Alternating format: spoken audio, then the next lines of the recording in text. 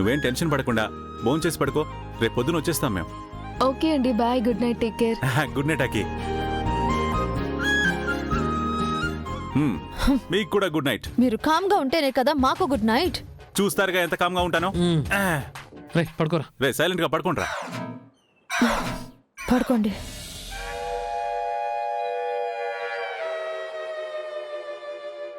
గౌరీ గారు జాగ్రత్తగా పడుకోండి. అసలే పల్లెటూరు, మన ఊరు చివర్లో ఉన్నాం. పాములు తేళ్లు జల్లు పాకొచ్చు. అంతేకాకుండా ఒంటి మీద ఏమైనా బంగారం ఉంటే తీసి జాగ్రత్తగా పెట్టుకోండి. ఏ బందిపోట్లైనా వచ్చి పట్టుకెళ్ళిపోవచ్చు. మీరు ధైర్యం చెప్పాల్సింది పోయి భయపడుతున్నారా నన్ను? సర్లేండి, నేనేదో జాగ్రత్త కోసం చెప్పాను. మీరెంత అరిచి గీపెట్టినా నేనే పట్టించుకోను. మీ ఇష్టం, పడుకోండి అలాగే. మంచిది, పడుకోండి. Good night.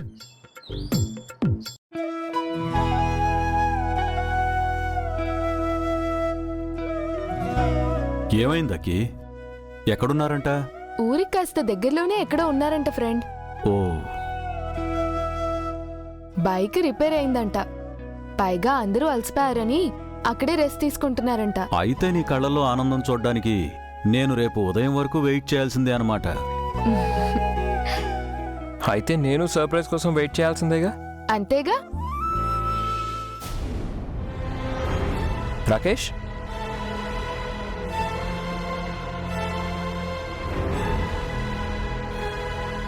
ఎక్కడికి వెళ్తున్నావు? జస్ట్ ఊరికే వాకింగ్ అబ్బాయి. ఊరు చూసినట్టుంటుందని అలా వెళ్తున్నాను. ఒక్కడివేనా? నేను వస్తాను పద. నీకేదో ఇంపార్టెంట్ కాల్ ఉందన్నావు, మర్చిపోయావా? Yeah, you are right. But ఒక్కడివే ఎందుకు రాకేష్? కొత్త ప్లేస్ కదా. రాకేష్కి కొత్త ప్లేసులు, కొత్త విషయాలు తెలుసుకోవడం ఇంట్రెస్ట్ ఏమో కదా రాకేష్?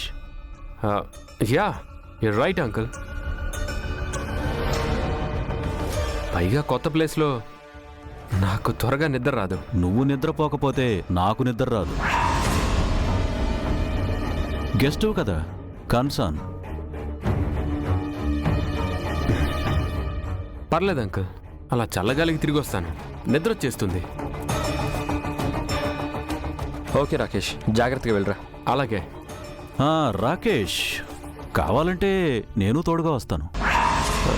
వద్దులేండి అంకుల్, వయసు అయిపోయిన వాళ్ళు కదా.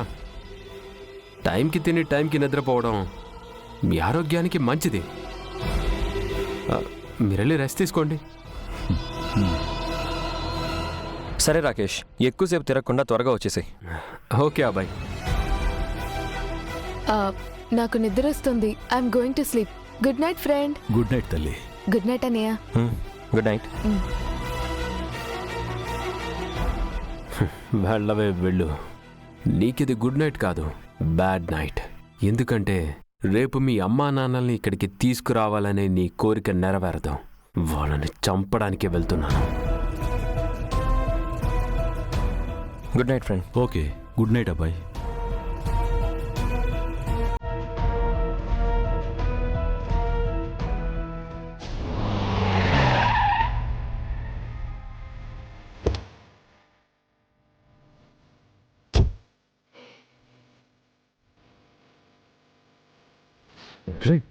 ఎక్కడ్రా వాళ్ళు?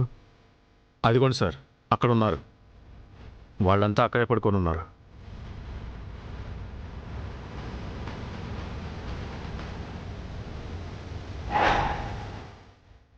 అందరూ డీప్ స్లీప్లో ఉన్నారు. మీ పని ఈజీగా అయిపోతుంది. అయినా మీరెందుకు బాస్, మమ్మల్ని చంపేయమంటారా? నో, అతని చావు నా చేతుల్లోనే ఉందిరా. మీరు అలర్ట్గా ఉండండి. అతని బ్రదర్స్ ఎవరైనా లేచి అటాక్ చేస్తే అప్పుడు మీరు రండి. ఓకే? Okay boss.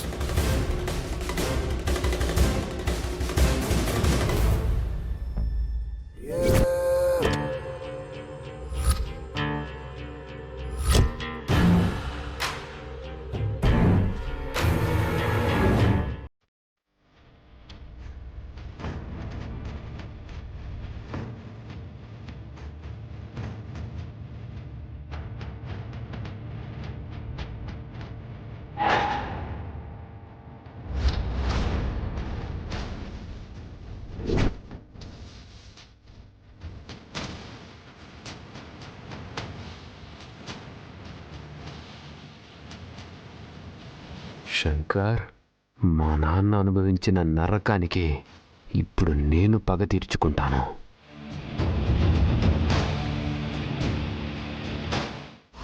ఏయ్!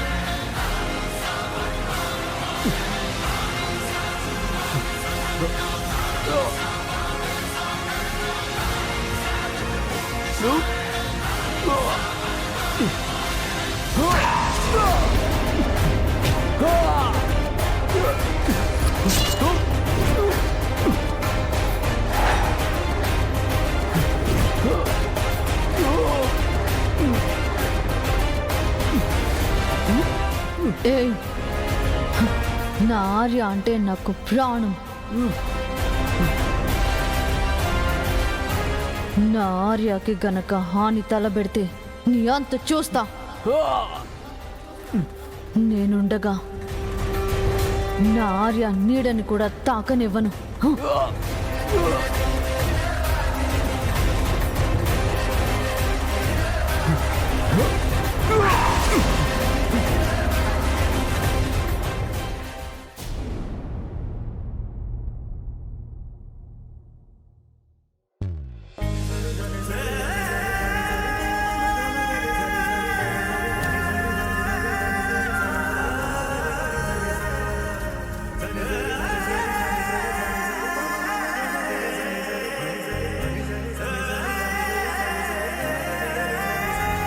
Good morning friend.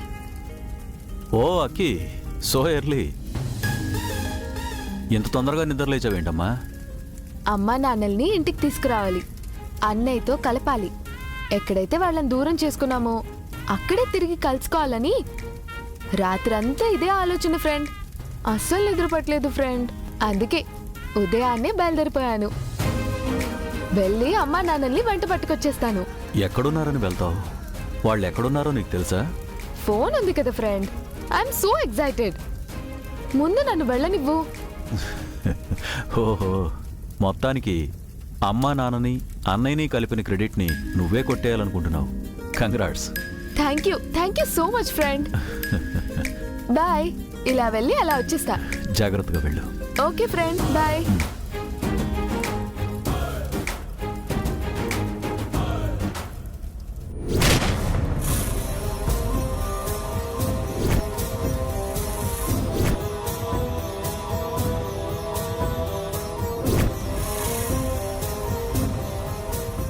ఆర్య, అను,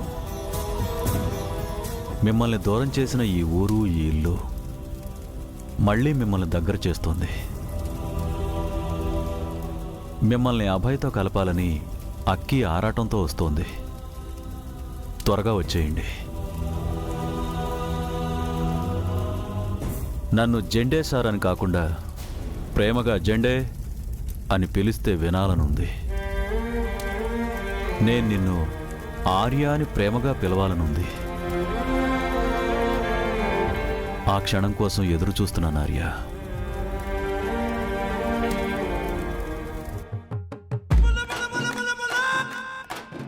లేవగానే సంధ్యముఖం చూడాలి.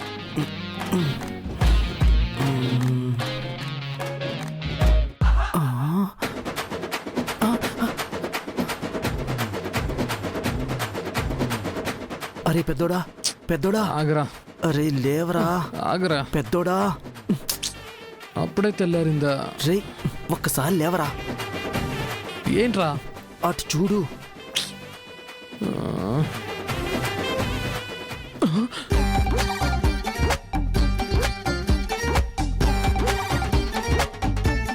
Good morning.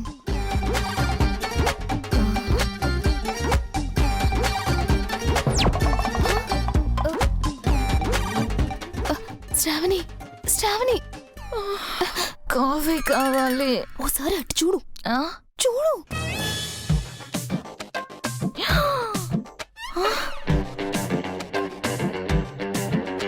వీళ్ళేంటే రాత్రంతా ఒకరికొకరు అంతలా గొడవ పడ్డారు, తెల్లారేసరికల్లా దగ్గరైపోయారు. నన్నేం అడుక్కే, నేనే షాక్ లో ఉన్నాను.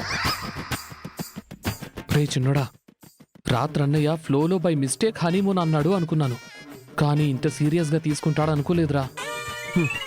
ఏంటోరా కలికాలం. కలిసి రావాల్సిన వాళ్ళకి కలిసి రాదు. అన్నయ్య మాత్రం లక్కీరా.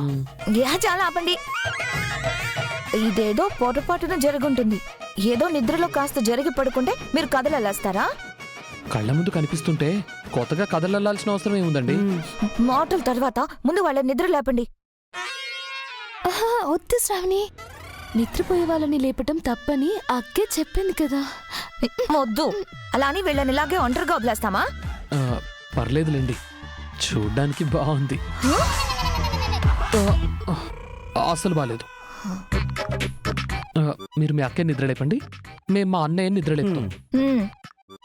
అన్నయ్య, అక్క, అన్నయ్య, అక్క. ఏంటే అప్పుడే తెల్లారిందా? అవును, నా తల కింద దిండెవరు పెట్టారు? చాలా కంఫర్టబుల్ గా ఉంది. అది దిండు కాదక్క, మా అన్నయ్య గుండె.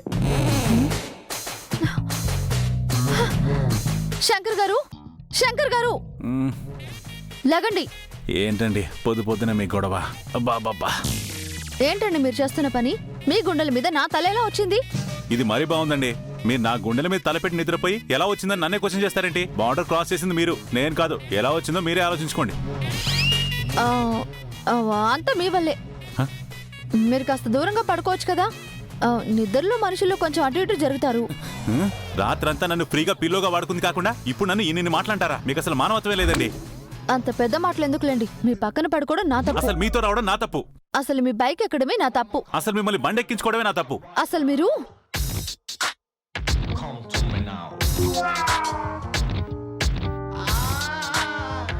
మీ ఇద్దరేంటి అలా చూస్తున్నారు? రాత్రి కూడా ఇలానే గొడవ పడ్డారు, ఉదయానే ఇలా కనిపించారు. ఇప్పుడు మళ్ళీ గొడవ పడుతున్నారు. తర్వాత ఇంకేం చూడాల్సి వస్తుందని అలా చూస్తున్నామక్క. చాలండి మీ పరిశోధనలు. బ్యాగ్ తీయండి. మీరేంటారు అలా చూస్తున్నారు? బ్యాగులు తీయండి.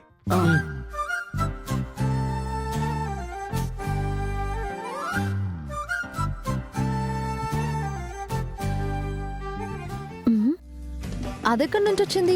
రాత్రి పడుకునే ముందు లేదే. పల్లెటూరు కదండి, ఎవడో వెళ్తూ వెళ్తూ అక్కడ పడేసి ఉంటాడు. దానికి ఎందుకంత డౌట్? రండి వెళ్దాం. ముందు బైక్ స్టార్ట్ అవుతుందో లేదో చూడండి. అవుతుంది.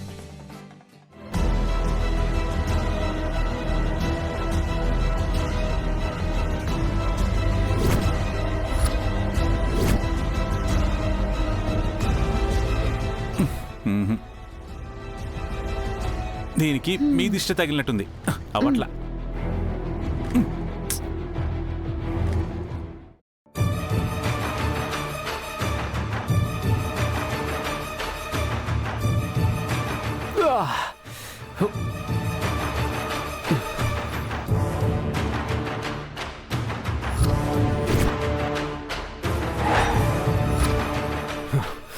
ఆ శంకర్ని చంపబోతే గౌరీ అతన్ని కాపాడింది. అదృష్టం కొద్దీ ప్రాణాలతో బయటపడ్డాను. లేదంటే ఆ గౌరీ చేతుల్లో చచ్చుండేవాణ్ణి. చావు దెబ్బలు కొట్టిన దాన్ని వదిలిపెట్టను.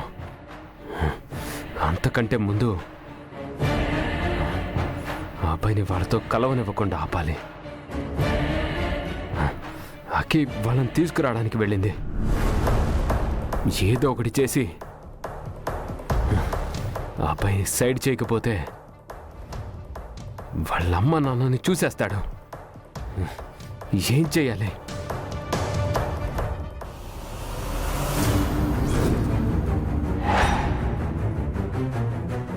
రాకేష్,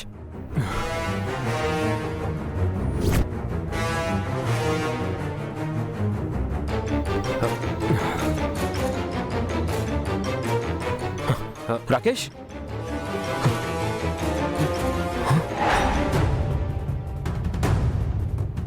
ఓ మై గాడ్, ఈ గాయాలేంటి? ఇంత పెద్ద దెబ్బలా తగిలింది? Please silent. గట్టిగా మాట్లాడొద్దు. ఇంత పెద్ద గాయం అయితే ఎవరికి చెప్పకుండా కామ్గా ఉంటావా? అసలు ఏం జరిగింది? చెప్తాను. బట్ ఎవరికి చెప్పనని ప్రామిస్ చేయి. ప్రామిస్ ఏంటి రాకేష్? ప్రామిస్ చేయి. సరే, ఎవరికి చెప్పను. ఏమైందో చెప్పు. రాత్రి ఊరు చూద్దామని బయటికి వెళ్ళాను కదా, మట్టి రోడ్లు, డ్రైవింగ్ కాస్త అదుపు తప్పి వేరే వెహికల్ని గుద్దేశాను. అప్పుడే ఒక రాయి ఇక్కడ గుచ్చుకుపోయింది. లక్కీగా ఎవరికి ఏం కాలేదు. మరి రాత్రి నాకెందుకు చెప్పలేదు? మీరంతా చాలా రోజుల తర్వాత ఇక్కడికి వచ్చారు. అందరూ హ్యాపీ మూడ్లో ఉండగా నేను మిమ్మల్ని కంగారు పెట్టడం నాకు ఇష్టం లేదు. అందుకే చెప్పలేదు. నువ్వు ఒక సెంటిమెంటల్ ఫూల్వి రాకేష్. నాకైనా చెప్పాలి కదా. పద, ముందు హాస్పిటల్కి వెళ్దాం. పర్లేదా బాయ్? పర్లేదేంటి? ఎప్పుడు ఇతరుల గురించే కానీ నీ గురించి నువ్వు ఆలోచించుకోవా? చూడు ఎంత పెద్ద దెబ్బలు తగిలాయో. నేనేం వినను, ముందు వెళ్దాం పద.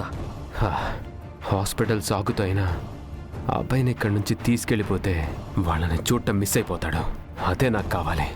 ఏంటి ఆలోచిస్తున్నావు? ఏం లేదులే అబ్బాయి, క్యాజువల్గా బయటికి అని వెళ్దాం. ఎవరికి హాస్పిటల్కి అని తెలియకూడదు. అలాగే, ముందు రా వెళ్దాం. ఒక్క నిమిషం.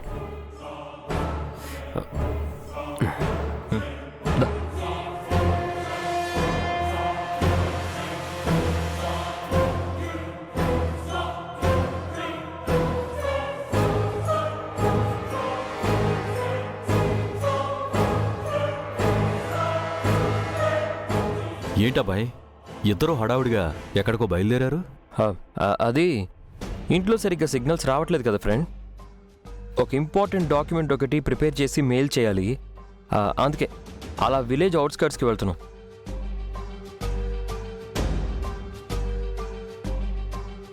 అవునా? పదండి, నేను వస్తాను.